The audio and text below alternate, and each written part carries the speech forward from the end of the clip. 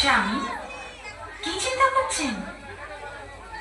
সারদা, বাল কুম্ভাসুর তপস্যা করতে বসেছে। তাতে চিন্তা করার কি বিষয়? দানব বিচিত্র রকমের বর চেয়ে থাকে, সেই কারণে স্বর্গলোক সংকটে পড়ে যায়। তবে তো তাকে এমন বর প্রদান করা উচিত নয়। ঘোর তপস্যা করার পর নিজের ভক্তের সদিচ্ছা পূর্ণ করাই তো আমাদের মতো দেবতার কর্তব্য। যদি অসুর ভক্তের সর্বোচ্চ পূরণ করা হয়, তবে আমাদের দেবতাদের জন্য সংকটের বিষয় হতে পারে। দেবতাদের সব কষ্ট, তাদের সব সংকট তাদের অহংকারের জন্যই হয়। এর উদাহরণ সাক্ষাৎ ইন্দ্রদেবই আছেন। দুর্বাসা মুনি প্রদান করা শিবের প্রসাদ ত্যাগ করার জন্য উনি ইন্দ্রকে শাপ দিয়েছিলেন। ইন্দ্রকে শাপ থেকে মুক্ত করার জন্য এবং আসন পুনরায় ফিরে পাওয়ার জন্য দেবতা দানবের মধ্যে শিবসাগরতে মন্থন করতে হয়েছিল। আর সেই জন্যই তো সব কাজের কোনো না কোনো কারণ অবশ্যই থাকে। এটাই স্বর্গলোকের নিয়ম, সৃষ্টির নিয়ম। এই দশভুজা মহামায়া মহাশক্তি, যার পূজা করে সর্বজন, কি কারণে ভবে কার হলো আবির্ভাব, সে কাহিনী করুণ বর্ণন। শান্তি আর শক্তি এই ভুবন মোহিনী, মন দিয়া শুনো সবে তার কাহিনী।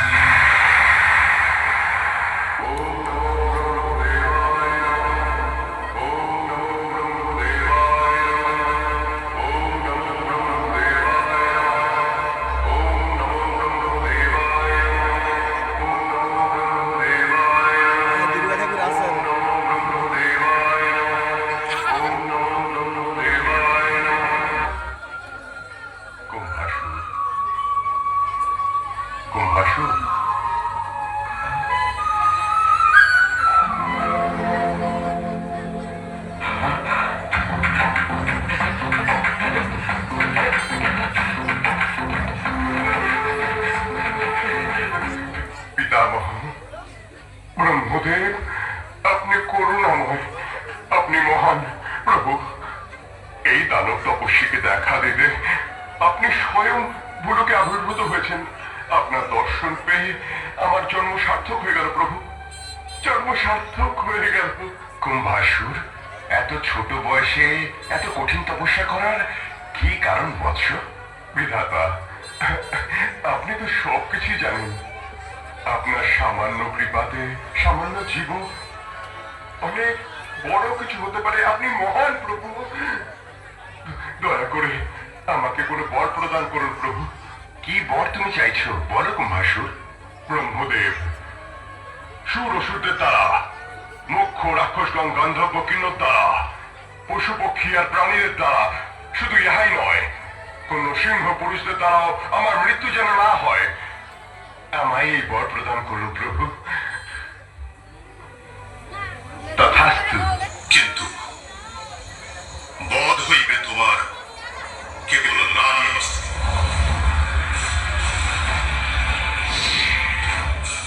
একই বর, একই বর দিলেন প্রভু আমারে।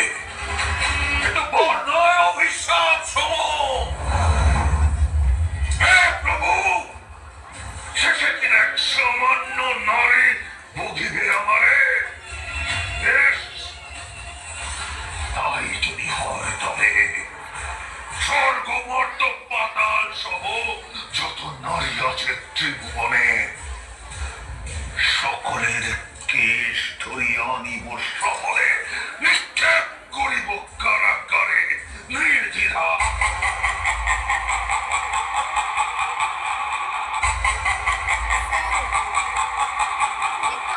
আজ থেকে আমি অমর।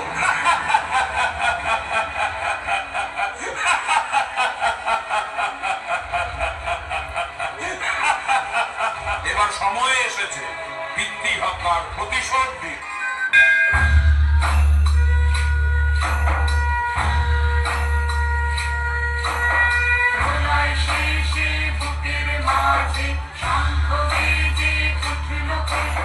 সোনার কাঠির ছোঁয়া লেগে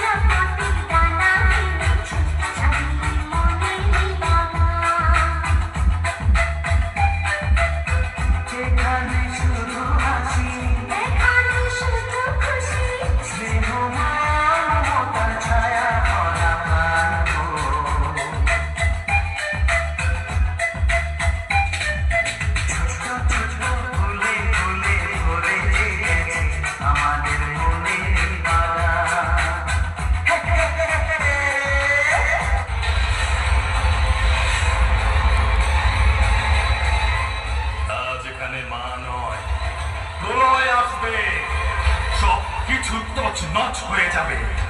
এমন ঝড় উঠবে যা সবকিছু উপড়ে নিয়ে চলে যাবে, আর কেউ বাঁচবে না।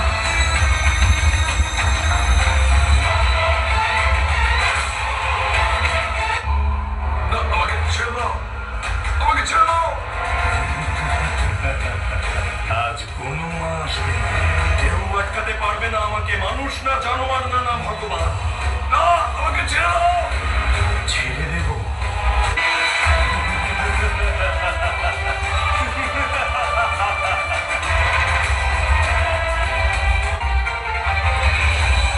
মা, ওটা কে?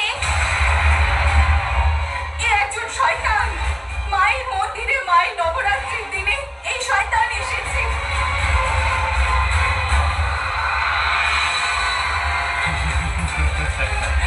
মায়ের মন্দির হতে পারে, কিন্তু এখানে কোনো মা নেই। এটা কলিযুগ, এখানে আর মা আসে না, আমি এসেছি।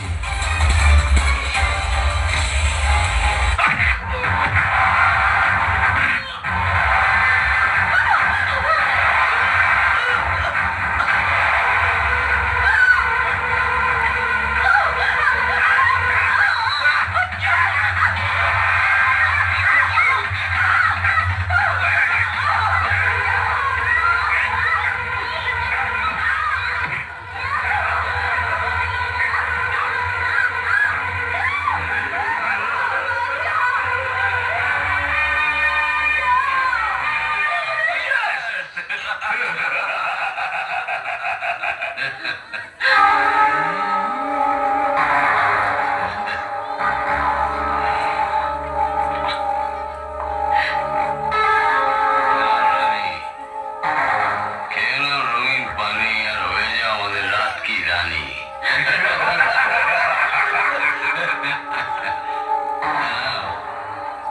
আর লজ্জা কি আছে?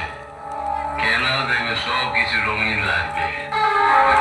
যাই বল মায়ের, দুটো বাচ্চার মা হয়ে এখনো কি যৌবন, গাল দুটো কি নরম, চামচ ঠেললো যেন কাশ্মীরি আপেল।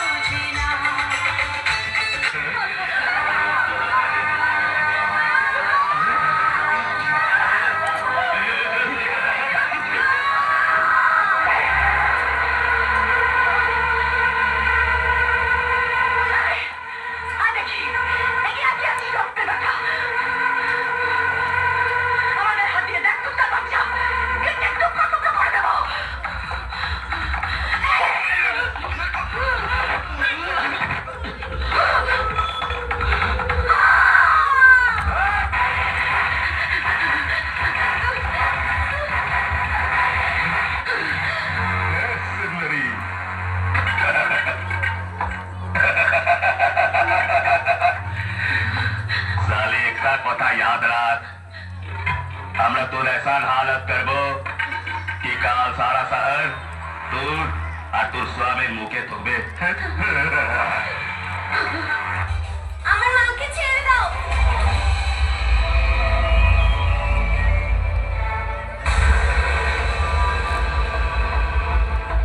দাঁড়াও মহেশ, ছেড়ে দাও আমার মাকে। মা মা, ছেড়ে দেব না মেরে দেব? কি করব একে নিয়ে? এটা তো তোকে সেই মাই বলবে যার মন্দিরে দাঁড়িয়ে তুই তার ভক্তদের প্রাণ নিয়ে খেলা করছিস। সেই মায়ের শক্তিকে ভয় পেতে শেখ। সেই শক্তি কত শয়তানকে বিনাশ করেছে, তাহলে তুই আর এমন কি জিনিস? কোন মা? আমি তোকে এই বাচ্চাটাকে অনাথ করতে দেব না। ওর মাকে আমি তোর মতো একটা রাক্ষসের হাতে মরতে দেব না। চুপ! তোর এই বক বক শোনার কোনো ইচ্ছে আমার নেই। যা নিজের মায়ের কাছে যা, আর তার পা জড়িয়ে বল যে বাঁচা আমাকে মা, আমাকে বাঁচা। মা, আজ আমার মতো ওই মেয়েটাও অনাথ হয়ে যাবে। ওর মাকে বাঁচাও তুমি। একজন মেয়ের জন্য একজন মাকে বাঁচাও তুমি। ওই শয়তানের হাত থেকে বাঁচাও, ওই অসুরের হাত থেকে বাঁচাও। আজ আরো একবার তোমার মন্দিরে এক অসুর এসেছে। আজ আবার তোমাকে এক অসুর বিরক্ত করছে। মা, আজ যে নবরাত্রি, বলে যে ভক্তি করে প্রার্থনা করলে শক্তি পাওয়া যায়। আর যে যে সময় মহিষাসুরের উদয় হয়েছে, সেই সময় দেবীরও উদ্ভব হয়েছে অসুরের বিনাশ করতে। তুমি ওই সময়, আজ তুমি ওই সময়।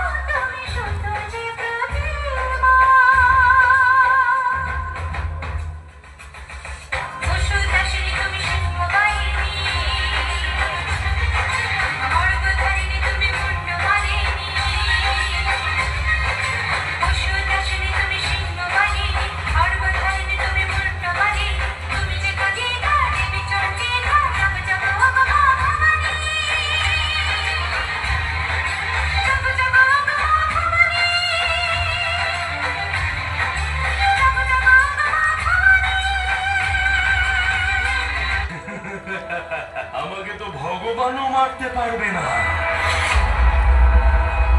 তুই কি মারবি আমায়? আমি মহিষাসুর, এটাই আমার আসল রূপ। অর্ধেক মানুষ আর অর্ধেক রাক্ষস। তুই ওদের জন্য ভগবান হতে পারিস, কিন্তু আমার কাছেও ভগবানের বর আছে।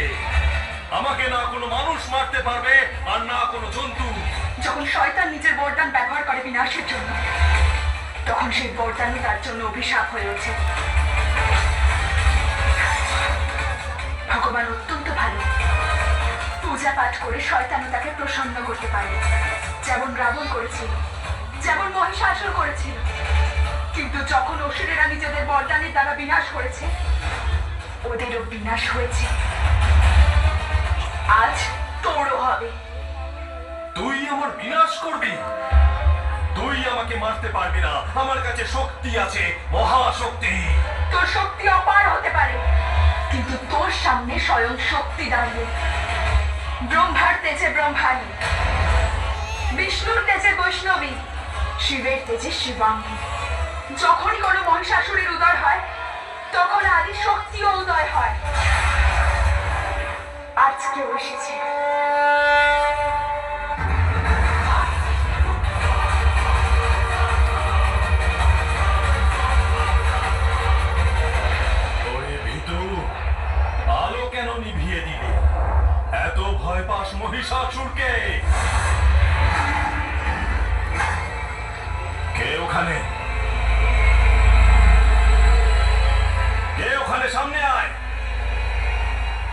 তো নিজের মুখ দেখা কে ওখানে? সামনে আয় আমার।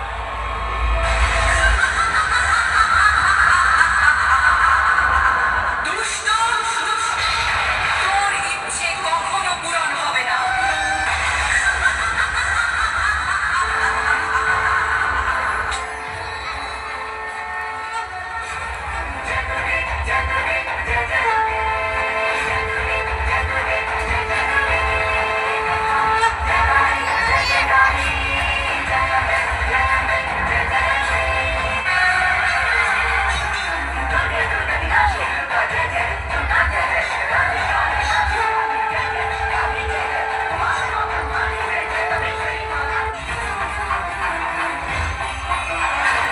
আমায় ক্ষমা করে দাও। আমি এদের সবার কাছে হাত জোড় করে ক্ষমা চাইবো। যেভাবে মা দুর্গা মহিষাসুরকে বধ করেছিলেন, ঠিক সেইভাবে আজ আমি তোর মতো পাপীর নিধন করব।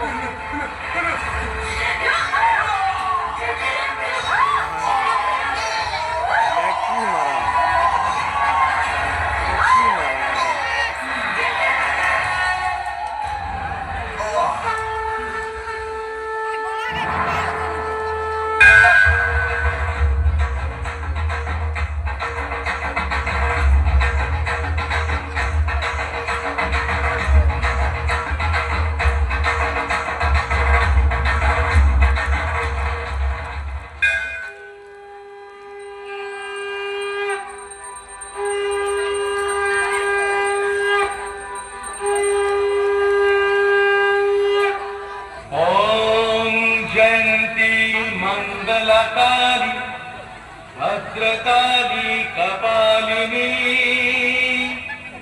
दुर्गा शिवाय क्षमा धात्री स्वाहा स्वधाय नमस्तुते।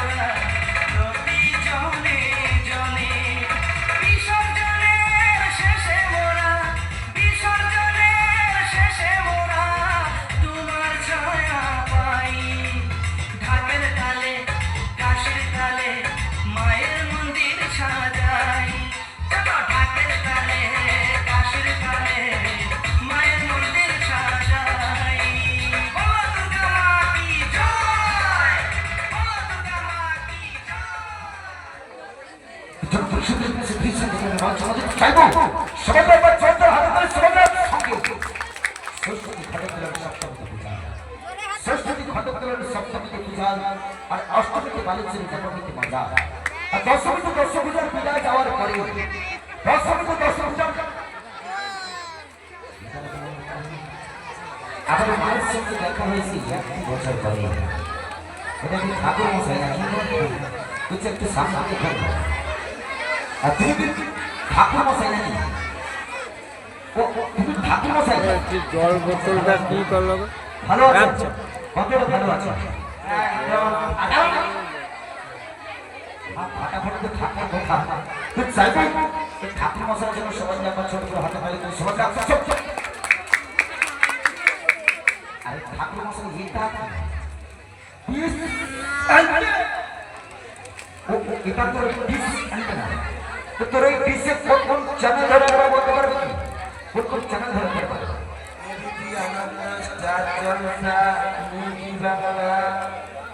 স্টার জলসা জি বাংলা বাচ্চাদের কোনো শোনা পাচ্ছে। তাই তো দাদা? আর যদি ঘরে সিরিয়াল চালু হয়েছে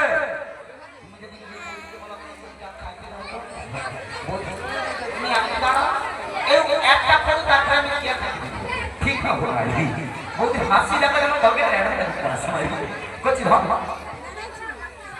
তোর নামটা একটু বলুন। নামটা আরে খুব পাছে রে ভজা এর নাম ভজা। কচ্ছি তোর বাবার নাম কি? ভজা। এর নাম ভজা, এর বাবার নাম গজা। কচ্ছি তোর বাড়ি কোন?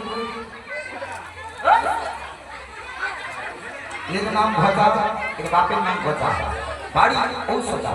আচ্ছা তুমি এখানে লক্ষ্মী মা দুর্গা মার পুজো করতেছি তাই তো? দুর্গা পূজার মন্ত্র মনে আছে? মন্ত্রটা একটা বলো। মঙ্গলা কালী ভদ্রা কালী কপালিনী। এ বামনকে কে ডাকে বলা দেখে কি? দুর্গা পূজায় জয়ন্তী মঙ্গলা কালী। এটা হচ্ছে কালী পূজার মন্ত্র, ঠিক আছে?